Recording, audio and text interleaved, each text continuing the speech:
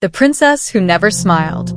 Her laughter echoed through the forest, but she wasn't laughing at anything funny. She was laughing at me, and I couldn't move.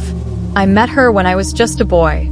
The elders told us never to go near the river at night, especially when the moon was full. They said the river belonged to Princess Amina then. I didn't believe them. She had been dead for 100 years.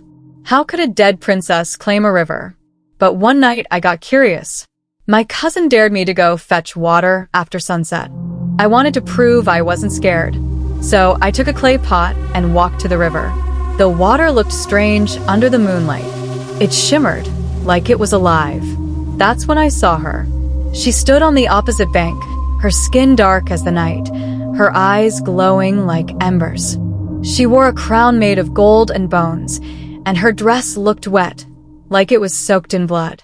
She was beautiful, but her smile, it wasn't right. It was too wide, too sharp, and it never reached her eyes. "Why are you here, little one?" she asked. Her voice was soft, but it felt heavy, like it pressed on my chest. I came to get water," I stammered.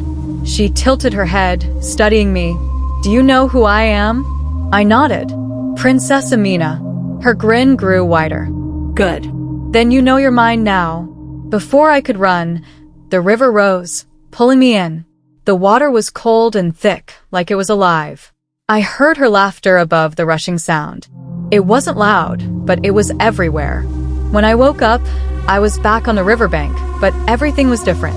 My cousin found me the next morning, shaking and pale. He said my eyes looked strange, like they were glowing.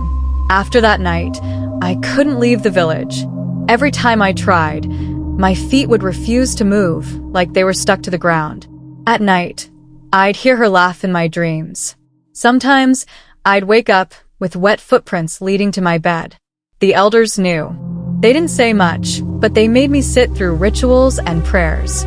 It didn't help. One night, I asked the oldest elder what Princess Amina wanted. "She was cursed for her wickedness," he said. "She lures the living to keep her company. She's lonely, boy. And now, she's chosen you." I don't go to the river anymore. I don't sleep much either. But sometimes, when it's quiet, I hear her calling my name.